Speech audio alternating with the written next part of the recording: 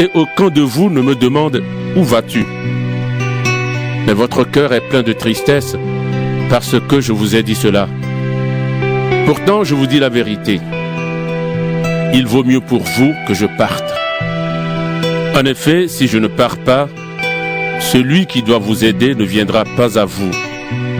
Mais si je pars, je vous l'enverrai. Et quand il viendra, il montrera au monde qu'il se trompe au sujet du péché, au sujet de ce qui est juste et au sujet du jugement. Le monde se trompe au sujet du péché parce que les gens ne croient pas en moi. Le monde se trompe au sujet de ce qui est juste parce que je vais près du Père et que vous ne me verrez plus. Le monde se trompe au sujet du jugement parce que le chef mauvais de ce monde est déjà jugé. J'ai encore beaucoup de choses à vous dire, mais vous n'avez pas la force de les entendre maintenant. Quand l'Esprit de vérité viendra, il vous conduira dans la vérité tout entière.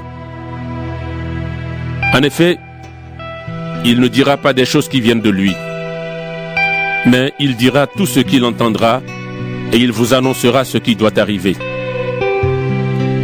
L'Esprit de vérité montrera ma gloire parce qu'il recevra ce qui est à moi et il vous l'annoncera. Tout ce qui est à mon Père est aussi à moi. C'est pourquoi je vous ai dit, l'Esprit de vérité recevra ce qui est à moi et il vous l'annoncera. Dans peu de temps, vous ne me verrez plus. Et peu de temps après, vous me reverrez. Alors quelques disciples de Jésus se disent entre eux. Il nous a dit, dans peu de temps vous ne me verrez plus, et peu de temps après vous me reverrez. Il nous a dit aussi, je m'en vais près du Père. Qu'est-ce que cela veut dire? Les disciples disent encore. Quand Jésus nous dit, dans peu de temps, qu'est-ce que cela veut dire? Nous ne comprenons pas de quoi il parle. Jésus le sait. Les disciples veulent lui poser des questions. Il leur dit. Vous cherchez entre vous le sens de ces paroles. Dans peu de temps, vous ne me verrez plus. Et peu de temps après, vous me reverrez. Eh bien, je vous le dis, c'est la vérité. Vous pleurerez et vous serez dans le deuil. Le monde, lui, sera dans la joie. Vous serez triste, mais votre tristesse deviendra de la joie. Quand une femme va accoucher, c'est le moment pour elle de souffrir. Mais quand l'enfant est né, elle ne se souvient plus de sa souffrance. Elle est dans la joie parce qu'elle a mis un enfant au monde. Vous aussi, maintenant, vous êtes triste, mais je vous reverrai. Alors votre cœur sera dans la joie, et cette joie, personne ne pourra vous l'enlever. Ce jour-là, vous ne me poserez plus aucune question. Oui, je vous le dis, c'est la vérité. Le Père vous donnera tout ce que vous lui demanderez en mon nom. Jusqu'à maintenant, vous n'avez rien demandé en mon nom. Demandez et vous recevrez. Alors votre joie sera complète. Je vous ai dit tout cela en prenant des comparaisons. Mais le moment arrive où je n'utiliserai plus de comparaisons. Je vous parlerai du Père clairement. Ce jour-là, vous prierez en mon nom, et je ne vous dis pas que je prierai le Père pour vous. En effet, vous m'aimez et vous croyez que je suis venu de Dieu. C'est pourquoi le Père lui-même vous aime. Je suis venu du Père et je suis entré dans le monde. Maintenant, je quitte le monde et je m'en vais près du Père. Les disciples de Jésus lui disent.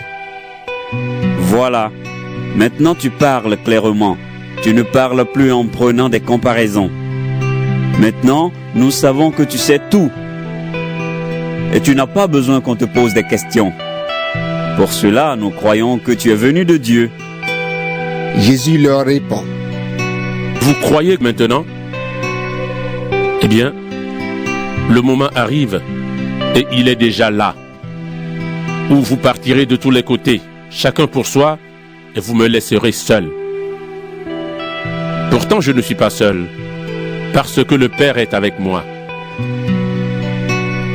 Je vous ai dit cela pour que par moi, vous ayez la paix. Dans le monde, vous allez souffrir, mais soyez courageux. J'ai vaincu Jean, le monde. Chapitre 17. Après que Jésus a dit cela, il lève les yeux vers le ciel et il prie. Père, le moment est arrivé.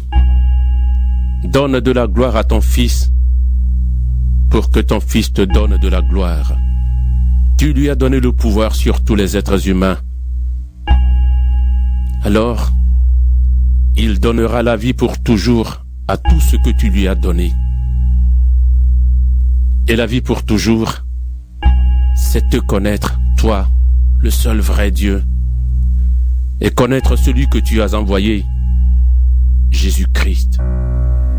Je t'ai donné de la gloire sur la terre, et j'ai fini tout ce que tu m'as donné à faire. Maintenant, Père, donne-moi cette gloire que j'avais près de toi avant que le monde existe. J'ai fait connaître ton nom aux hommes. Tu les as pris dans le monde pour me les donner. Ils étaient à toi. Tu me les as donnés et ils ont obéi à ta parole. Maintenant, tout ce que tu m'as donné, ils savent que cela vient de toi. En effet, je leur ai donné les paroles que tu m'as données. Ils les ont reçues. Ils savent vraiment que je suis venu de toi et ils croient que tu m'as envoyé. Moi, je prie pour eux. Je ne prie pas pour le monde, mais je prie pour ceux que tu m'as donnés. Oui, ils sont à toi. Tout ce qui est à moi est à toi. De même, tout ce qui est à toi est à moi, et ma gloire apparaît en eux. Maintenant, je ne suis plus dans le monde, mais eux, ils sont dans le monde. Et moi, je vais près de toi. Père Saint, garde-les par la force de ton nom, le nom que tu m'as donné.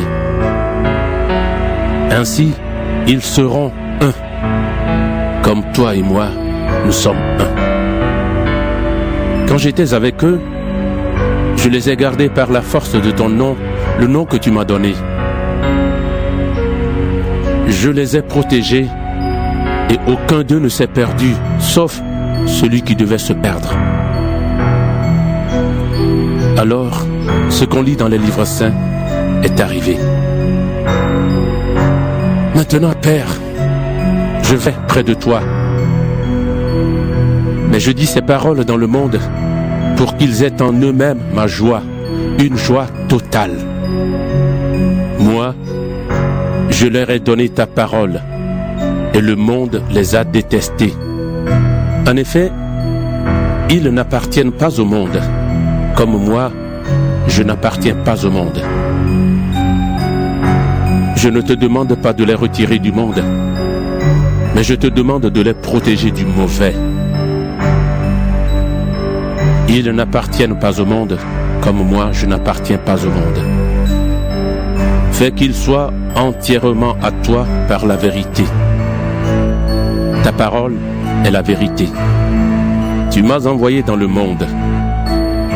De la même façon, je les envoie dans le monde. Pour eux, je m'offre moi-même entièrement à toi. Alors, ils seront eux aussi entièrement à toi par la vérité. Je ne prie pas seulement pour mes disciples. Je prie aussi pour ceux qui croiront en moi à cause de leurs paroles. que tous soient un. Père, tu vis en moi et je vis en toi. De la même façon, que tous soient un en nous. Ainsi le monde croira que tu m'as envoyé. Et moi, je leur ai donné la gloire que tu m'as donnée.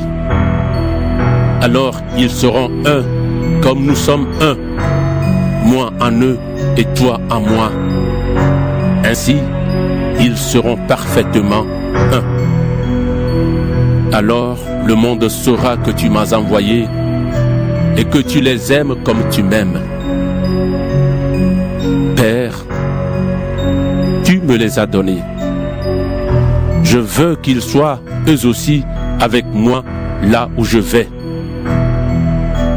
De cette façon, ils verront ma gloire, la gloire que tu m'as donnée.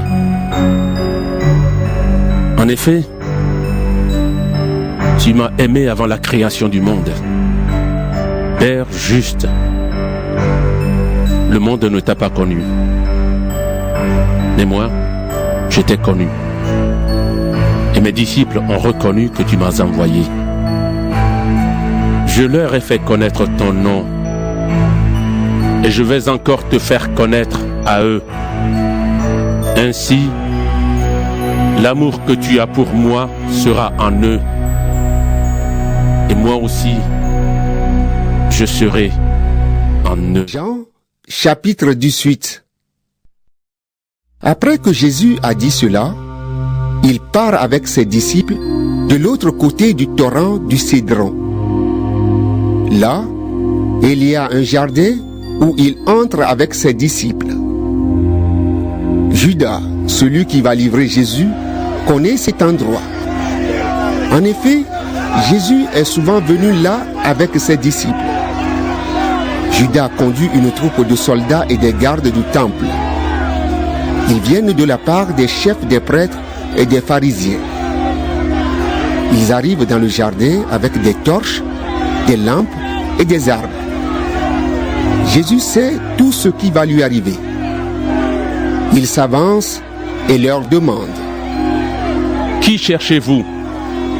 Les soldats lui répondent: Jésus de Nazareth.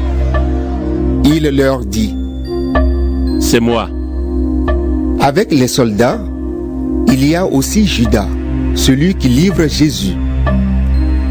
Au moment où Jésus leur dit: C'est moi, les soldats reculent et tombent par terre. Il leur demande une deuxième fois: qui cherchez-vous? Ils lui disent: Jésus de Nazareth. Jésus leur répond: Je vous l'ai dit, c'est moi. Si c'est moi que vous cherchez, laissez partir cela. De cette façon, il arrive ce que Jésus a annoncé. Père, je n'ai perdu aucun de ceux que tu m'as donnés. Simon-Pierre porte une épée. Il la sort de son étui, il frappe le serviteur du grand prêtre et lui coupe l'oreille droite. Ce serviteur s'appelle Malchus. Mais Jésus dit à Pierre: Remets ton épée dans son étui. La coupe de souffrance que le Père m'a donnée, est-ce que je ne vais pas la boire?